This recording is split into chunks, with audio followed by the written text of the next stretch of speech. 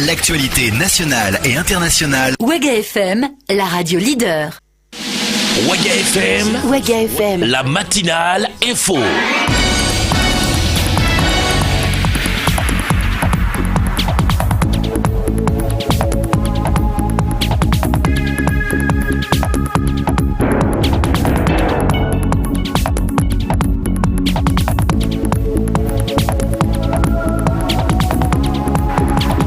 Mesdames, Messieurs, fidèles auditeurs des programmes de Ouaga FM, bonjour à toutes et à tous et bienvenue à cette édition de la matinale info, les titres de l'actualité de ce vendredi 2 juin 2017. Crise à Sopatel, hôtel Silmandé de Ouagadougou. Les travailleurs et le patronat sont à couteau tiré. Les travailleurs ont donné de la voix hier matin à travers un mouvement d'humeur. De son côté, la direction générale de l'hôtel explique la situation et campe sur sa position. Pas question de revenir sur les licenciements. Explication dans ce journal. BPC 2017, brevet d'études du premier cycle, session 2017. Les candidats sont en salle d'examen depuis hier jeudi. Les épreuves de français, de SVT et d'anglais ont été composées au premier jour. Réaction de quelques candidats dans cette édition du journal sur Ouaga FM. Sport, football, 25e journée du championnat national de football de première division. 2 rencontres sont à l'affiche ce week-end. Iso Sunabel et Lusfa Santos. On en parle en détail dans cette édition du journal. Mesdames, Messieurs, merci d'écouter Ouaga FM. Bienvenue à la matinale info. C'est le grand journal de 7 heures que j'ai le plaisir de vous présenter. Les infos sur Ouaga FM. Présentation Paul-Miki Rwamba. Bienvenue à toutes et à tous à cette édition du journal sur Ouaga FM, la radio de toutes les générations. Je vous le disais en titre de ce journal, des représentants de l'Union d'action syndicale ont participé à la marche organisée par les ex-travailleurs de l'hôtel Sopatel Silmandé ce jeudi 1er juin 2017. Environ une centaine de personnes ont participé à cette marche qui a duré un peu plus d'une heure et demie. Le président du mois de l'UAS s'est adressé aux marcheurs devant l'hôtel. Il s'est voulu très direct dans ses propos en demandant au patronat de reprendre les employés licenciés dans un bref délai. Le compte rendu de cette marche est signé Gérard Sanou. Cela fait un peu moins de 3 semaines qu'ils sont des ex-travailleurs de l'hôtel Sopatel Silmandé. Salif Savadogo, délégué à l'information du personnel. Nous avons été expulsés par le patronat qui estime que nous avons observé un mouvement d'humeur qui n'a pas suivi les normes. Tout est parti d'une manifestation d'humeur observée dans le but de dénoncer une situation nouvelle à la fois préoccupante. Salif Savadogo. Bon, cette situation est arrivée parce que nous avons eu un DG qui est arrivé en 2 semaines déjà. Il avait déjà 6 lettres d'explication plus un licenciement. Et après ce licenciement, nous avons constaté qu'à 2 mois déjà de son arrivée, il était déjà à 11 licenciements. Et nous avons essayé de dialoguer, même avant ces 11 licenciements, nous avons essayé de dialoguer, mais malheureusement, le dialogue était très amer. Le fil du dialogue étant rompu entre les ex-travailleurs et leurs patrons, l'Union d'action syndicale UAS a décidé d'intervenir pour recoller les morceaux. Mais force est de constater qu'à ce jour, l'UAS elle-même refuse de rencontrer le patron des lieux. Toutefois, elle s'adresse au gouvernement. Yamba Georges Kwanda, président du mois. Nous voulons simplement dire à nos gouvernants qu'il est temps que ça s'arrête. Cette façon de licencier impunément les travailleurs. Il faut que le gouvernement sache que désormais, le mouvement syndical ne va plus l'accepter. Ensuite, aux responsables de l'hôtel. Aux responsables de l'hôtel de réviser leur position. Parce que trop, c'est trop. On a toujours accepté. Aujourd'hui, ensemble, on dit non. On ne peut plus accepter cela. Donc, il est temps pour eux, pour que le climat social ne se dégrade pas, qu'ils révisent leur position et que les travailleurs licenciés reprennent tous, je dis bien tous, leur travail. Le message lancé par l'Union d'action syndicale ressemble fort à un ultimatum. Par ailleurs, l'UAS demande aux employés de rester solidaires dans la lutte car elle s'annonce très âpre à l'horizon. C'est un compte rendu à signer à Gérard Sanou. Et puis de son côté, la direction générale de Sopatel Silmandé était face à la presse nationale hier jeudi 1er juin 2017 dans l'après-midi ici à Ouagadougou au siège de l'hôtel.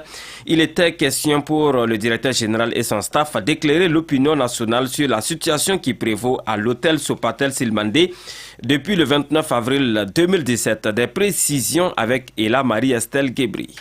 Suite au mouvement d'humeur qui prévaut à l'hôtel Sopatel Silmandé depuis le 29 avril dernier, la direction générale rompt le silence et donne ici sa version des faits. Ibrahim Zagré, directeur du Capital Humain. A priori, les revendications se résumaient au départ du premier responsable de l'hôtel, à savoir le directeur général, et ma personne. Et également, ils affichaient qu'ils ne voulaient plus les PCA comme interlocuteurs. Donc, je peux dire que c'était les revendications premières. Et le jour où nous étions au ministère du Tourisme avec les représentants du personnel, c'est ce que nous avions confirmé. Mais ils ont dit que après échange avec leur centrale syndicale et également avec le secrétaire général du ministère du Tourisme, on leur avait demandé que ce n'était pas dans leur rôle de demander le départ des premiers responsables. Et ils ont dit qu'ils abandonnaient cette revendication. À la question de savoir pourquoi le directeur général de l'hôtel n'a-t-il pas répondu favorablement à la correspondance du ministre de la Culture demandant la réintégration des agents licenciés, le directeur général de Sopatel Silmandé répond Oumar Sall. Il était dans son rôle de vouloir apaiser la situation. C'est dans ce rôle de nous inviter à demander de calmer le jeu. C'est tout à fait normal et c'est notre ministère de tutelle. Mais toute demande ne peut pas être toujours satisfaite. Peut-être la prochaine fois, on fera une demande qu'on dira oui, monsieur le ministre, avec beaucoup de plaisir, tout simplement. Mais il n'y a aucun esprit derrière. Aucun esprit. Seulement, il y a une procédure qui a été lancée et malheureusement, elle était déjà partie, tout simplement. Et notre seul objectif, c'est de faire grandir cette entreprise, que tout le monde puisse en profiter, tout simplement. Face à ce bras de fer qui oppose le syndicat des travailleurs de Sopatel à la direction générale, l'Union d'action syndicale monte au créneau. Elle exige à ce que les agents licenciés soient réintégrés dans un bref délai. Mais le directeur général de l'hôtel dit n'être pas au courant de cette interpellation. Oumar Sall. Je ne suis pas au courant de ce challenge, de ce défi, de ce message. Mais je ne pense pas que ce soit vraiment une initiative venant de leur part. Je pense que les gens de l'Union syndicale, c'est des gens responsables, c'est des gens avisés. Certains même prendront les choses avec beaucoup de respect et ils seront ouverts au dialogue. Je pense qu'on ne va pas parler de bras de fer, ça n'a pas de sens. Et on n'est pas parti pour ça et c'est pas intéressant. Oumar Sall et son staff appellent par ailleurs les travailleurs à l'apaisement et au dialogue pour une issue favorable de la crise.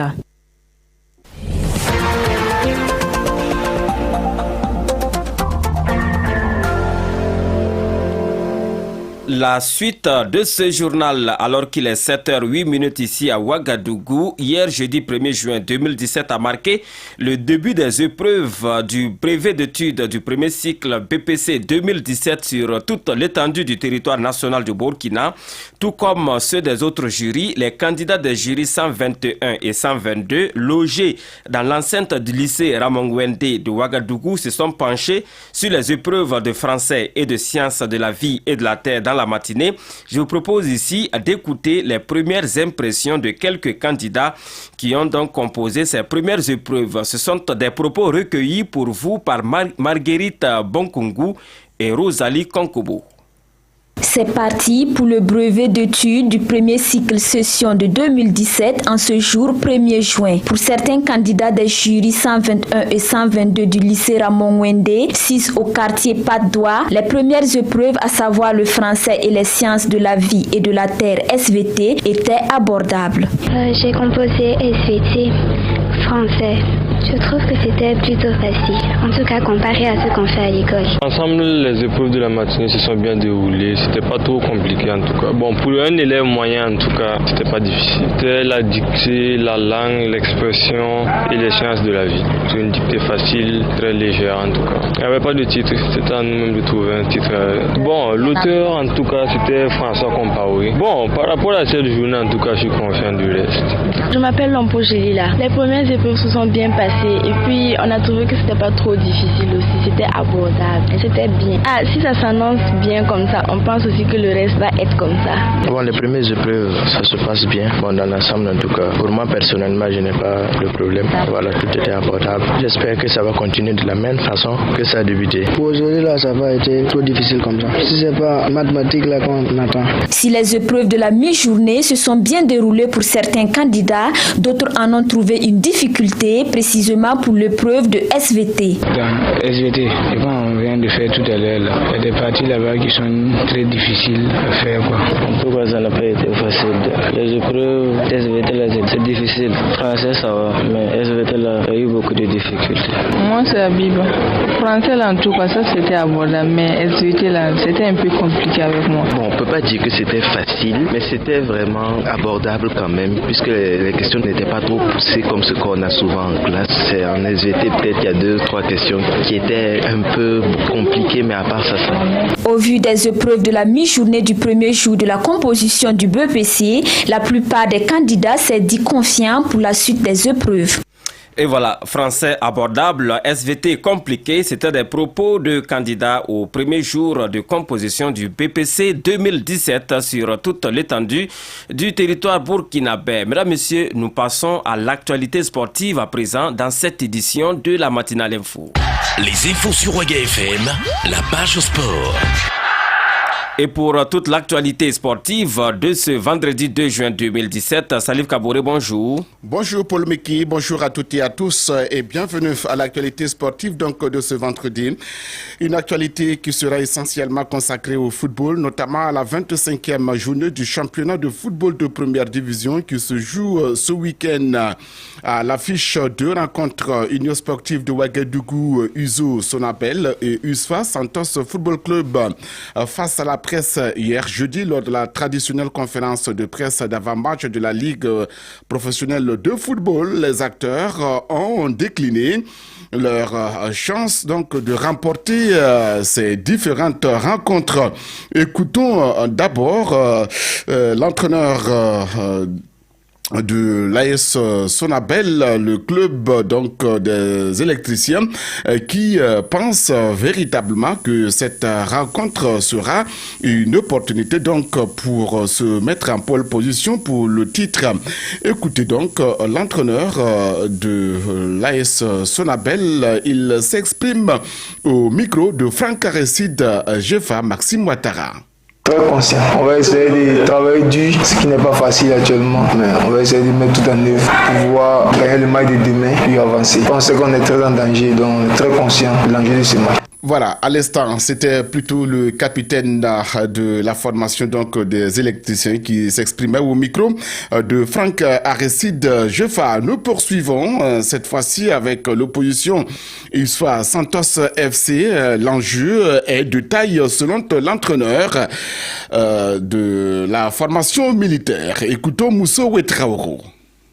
Oui, le mental ne suffit pas.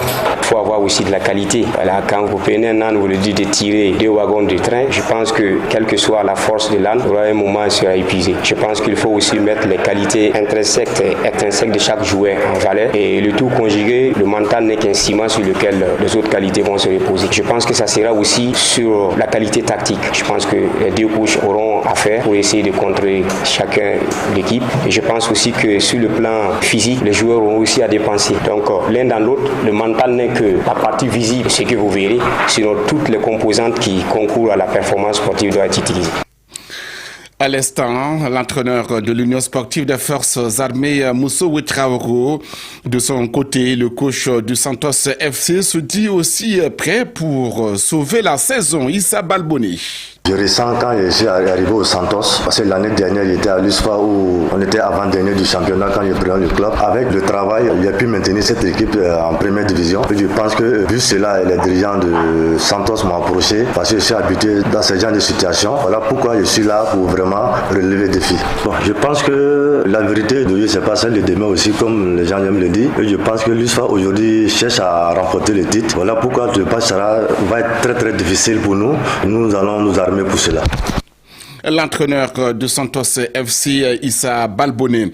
Retour sur l'opposition ISO AS Sonabel. Vous avez écouté en premier lieu le capitaine de l'AS Sonabel. Voyons à présent la réaction de l'entraîneur de l'Union sportive de Ouagadougou, Noël Théan. Ce match sera un match assez difficile à tous les niveaux. Maintenant, c'est de pouvoir réellement reprendre ce que nous avons préparé à l'entraînement, pouvoir sortir grand de ce match. Il faut avoir tous les éléments du football avec soi ce jour-là, parce que connaissant la difficulté que traverse aujourd'hui peut-être l'adversaire, il ne faut pas aller avec le dos de la cuillère, il faut très franchement aller avec les armes pour aborder ce match qui sera plein de rythme. Football toujours, l'Union nationale des supporters des étalons INCE sera ce matin au palais de Sa Majesté le Moro Naba Baogo. Les responsables donc de la structure veulent remettre une carte de supporter à Sa Majesté le Moro Naba. Une action qui va marquer le lancement officiel donc de la vente des cartes de supporters de l'Union nationale des étalons du Burkina. Et puis demain, samedi, ici à Ouagadougou, il sera procédé à la tenue donc d'une assemblée générale pour la création d'une autre union nationale des supporters des étalons. Et cette union sera dirigée par l'ancien député Eladj Lamine Kwanda. Alors, il faut dire que Eladj Lamine Kwanda avait dans le temps, rappelez-vous, dirigé une coordination nationale des supporters des étalons. En tout cas, on attendra de voir ce que cette assemblée générale de demain va donner. Merci à vous, Salif Kaboré, pour toutes ces informations sportives. On se dit à 7h45, on se retrouvera à 3 pour commenter l'actualité de ce vendredi. À tout de suite. À tout de suite.